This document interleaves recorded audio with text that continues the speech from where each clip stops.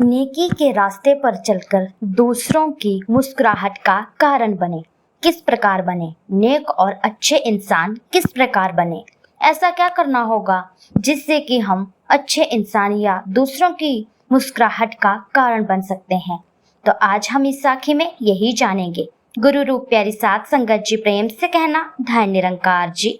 स्वागत है आपका फिर से आपके ही अपने YouTube चैनल पर। तो साध संगत जी, आज की साखी है कि दूसरों की मुस्कुराहट का कारण कैसे बने। नेकी की राह पर चल कर के बने या फिर कोई और राह हमें चुनने की जरूरत है। तो आज चलते हैं इस साखी की ओर। चंदू ने ज्यों ही बाल रमन के आगे फेंकी, रमन ने जोर से पांव से किक मारी। बॉल उछलती हुई बहुत दूर निकल गई। चंदू बोला, अब खड़ा खड़ा क्या मुंह देख रहा है मेरा, जा लेकर आ, तूने ही फेंकी है और तू ही लाएगा, कहकर चंदू ठेले पर बैठ गया। रमन ने खूब तलाश की किंतु बॉल नहीं मिली। पता नहीं किस गड्ढे में जा छिपी है। खींचते हुए उसने नजर ऊपर की तो पाया सामने एक सुंदर सा बड़ा सा तारा चमक रहा है। आश्चर्य से बोला, अरे आसमान का तारा धरती पर? तभी तारे ने खिलखिलाते हुए कहा, हाँ दोस्त, मैं आसमान से ही टपका हूँ, रोज तो दूर गगन से झांका करता हूँ। आज सोचा कि चलो नजदीक से पृथ्वीवासियों को ही देख लूं। फिर चारों ओर नजर चुराकर बोला, अरे वाह, तुम्हारी धरती कितनी सुंदर है। चारों ओर हरियाली है और फूलों की खुशबू है, तालाब है, पंछी हैं, परिंदे हैं और तो और तुम जैसे प्यारे प्यारे बच्चे भी हैं। मुझसे दोस्ती करोगे? वह बोला। रमन देखता ही रह गया। अरे तुम तो बोलते भी हो, हमने तो तारों को टिमटिमाते हुए ही देखा है, बोलते हुए कभी नहीं सुना। हम तो गगन से तुम्हें रोज ही आवाजें देते हैं, लेकिन तुम सुनते ही नहीं। तुम भी क्या करो, दूरी ही इतनी है कि हमारी आवाज तुम तक पहुंचती ही नहीं। इसीलिए अब तुम्हारे बहुत नजदीक आ गया हूँ। चलो आओ, अपने दोस्त की गोद में बैठ जाओ, मैं तुम्हें तारालोक की सैर कराता हूँ। साथ संगत जी, रमन बोला, सच?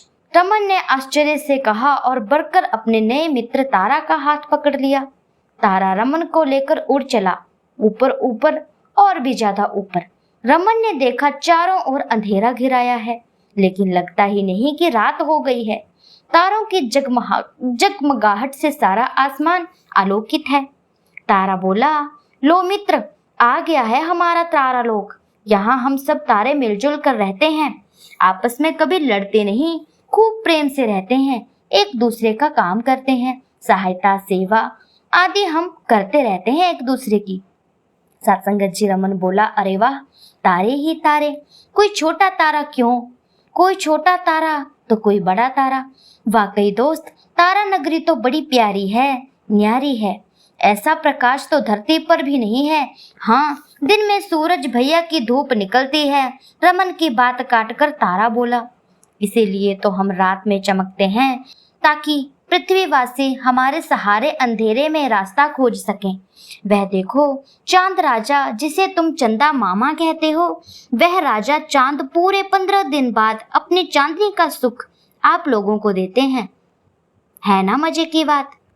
सत्संगत जी, रमन खुश होकर के तालियां बजाने लगा और उसने वाकई ही बोला कि वाकई ही मजे की बात है। मित्र, तारा ने रमन का परिचय सारे तारों से करवा दिया। कोई तारे झुंड में सब तारे खिलखिला रहे थे, कोई दूर दूर अकेले ही खड़े मुस्कुरा रहे थे। रमन ने कहा, यहाँ देखकर मुझे बहुत अच्छा लगा कि तुम सारे तारे हंसते मुस्कुराते रहते हैं। हाँ रमन भाई, मुस्कुराना ही तो जीवन है, मुस्कुराते रहने से ही जीवन में खुशियाँ आती है। हम चाहे दूसरों को कुछ भले ही न दें, लेकिन सबकी मुस्कान तो दे ही देते हैं, लेकिन अपनी मुस्कान तो दे ही देते हैं। वाह तारा भैया, तुम्हारी सीख तो पल्ले गांठ बांधने जैसी है। हम पृथ्वीवासी यदि बात समझ लें तो धरती पर कोई दुख ही नहीं होगा, सभी हंसते मुस्कुराते खुशहाल रहें। आपका संदेश है, मैं अपने सारे दोस्तों को जरूर दूंगा। तभी भोर का तारा दौड़ता आया और कहने लगा, चलो भैया, अपना बोरिया बिस्तरा बांध लो, चलने का समय हो चला है। रमन के कुछ समझ में न आया, पूछा, कहाँ चलने का समय हो गया है? तारे ने समझाते हुए कहा, रमन भाई, विधि के विधान से हम भी बंधे हैं। सूर्य देव के आगमन से पहले ही हमें लौटना होता है। सूर्य रात में विश्राम करते हैं और दिन में हम करते हैं। अब हमारे विश्राम का समय हो चला है, इसीलिए हमें जाना होगा, छिपना होगा। तारा मित्र बोला तो रमन चिंतित हो गया। मेरा क्या होगा? क्या मुझे भी छिपना होगा? लेकिन कहाँ छिपूं मैं? साथ संगत जी वे कहने लगा, अरे अरे, तुम्हें इतनी चिंता नहीं करनी है, तुम्हें छिपने की जरूरत नहीं है और न ही विधि विधान के अनुसार तुम छिप सकते हो। तो फिर रमन ने कहा, तुम्हारी जिम्मेदारी है वापस धरती पर पहुंचने की। लो, आ गया हमारा एक और दोस्त, पंखे वाला घोड़ा। आओ इस पर बैठो, तुम्हें यह पलक झपकते ही पहुंचा देगा जहां तुम जाना चाहते हो। सत्संग जी वो बोला, सच में? क्या ये सच में बिल्कुल सच है? चलो घोड़े भैया, मुझे मेरे घर के आंगन में पहुंचा दो। रमन के कहते ही पंखों वाला घोड़ा उड़ चला। रमन ने देखा सारे तारामंडल हाथ हिलाकर उसे विदा कर रहे थे। थैंक यू मेरे दोस्त, थैंक यू, रमन जोर से बोल पड़ा। तभी मम्मी ने रमन को झचकोर कर कहा, अरे थैंक यू किसे कह रहे हो तुम? क्या कोई सपना देखा है क्या तुमने? रमन ने आंखें खोली और बोला, अरे कहाँ गया मेरा पंखे वाला घोड़ा? अरे रमन बेटा, कभी घोड़े के पंख भी होते हैं क्या? सच में तुमने सपना ही देखा है, और वह भी बड़ा प्यारा सपना, पंखों वाले घोड़े की सवारी। हाँ मम्मी, मैं तो तारा लोक हो आया हूँ। सारे तारे मेरे दोस्त बन गए हैं और हाँ, उन्होंने संदेश दिया है। सत्संग जी उसकी माँ कहने लगी कि कैसा संदेश? यही कि नेक और अच्छे इंसान बनो, सदा मुस्कुराते रहो, हंसते मुस्कुराते रहना ही जीवन है। एक दूसरे की सेवा करना और एक दूसरे की सहायता करना ही मानवता है। शाबाश बेटा, जैसा सपना देखा है वैसा ही जीवन भी तुम जियो। सदा हंसते मुस्कुराते रहो, एक दूसरे के काम आओ। सेवा सत्कार वाला ये संदेश हमारी तरफ से है, इन्हें ही जीवन का अंग बनाओ। तभी रमन का दोस्त चंदू भी आ गया। ताली बजाते हुए बोला, वाह दोस्त, अकेले ही तारा नगर की सैर कर आया और पंखों वाले घोड़े की सवारी भी अकेले अकेले ही कर आया। मुझे भूल गया। दोनों दोस्त एक दूसरे के गले मिलते हैं और प्रतिज्ञा करते हैं कि हम नेक और अच्छे इंसान बनकर दूसरों के लिए मुस्कुराहट का कारण बनेंगे, ना कि हम लड़ झगड़ करके खुद ही लड़ाई का कारण बने। साथ संगत जी, जिस प्रकार इस साखी में हमें यही सीखने को सीख मिली है कि हमें सदा एक दूसरे से प्रेम ही बांटना है, एक दूसरे का साथ ही देना है। किसी को भी कोई मुसीबत आए तो हमें उसकी ढाल बनना है। यही सतगुरु माता सुदीक्षा जी महाराज का संदेश है। साथ संगत जी, यही उनका पैगाम है कि हर किसी के साथ मिल बांट करके रहिए।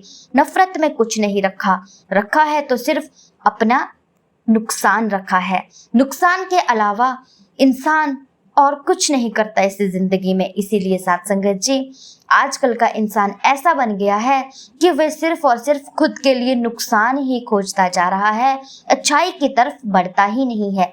इसीलिए साथ संगत जी, सेवा सुमिरन सत्संग करते जाओ, अपने बच्चों को यही शिक्षा देते जाओ कि चाहे कोई भी हो, हंसते मुस्कुराते रहना है, किसी से नफरत की भावना नहीं रखनी है। किसी को किसी भी चीज की जरूरत पड़ती है तो उसके लिए ढाल बनना है। यदि कोई दुश्मन भी हमें पुकारता है तो हमें तुरंत उसकी सहायता के लिए जाना है। यही हमारी सीख होती है साथ संगत जी। इस सीख से ही हमारा जो है, हमारा परिवार आगे बढ़ पाएगा, नेकी की राह पर चल पाएगा और दूसरों की मुस्कुराहट का कारण बन पाएगा। यदि हम दूसरों की मुस्कुराहट का कारण बन जाएंगे तो साथ संगत जी, परमात्मा खुद ही खुद हमारी मुस्कुराहट का कारण बनेंगे। तो साथ संगत जी, दासी की साखी अच्छी लगी हो तो वीडियो में प्यारा सा कमेंट और लाइक जरूर कर दीजिएगा। ऐसी ही वीडियो के लिए चैनल को सब्सक्राइब जरूर कर लीजिएगा। मिलती हूँ नेक्स्ट वीडियो में, तब तक के लिए धन्य निरंकार जी।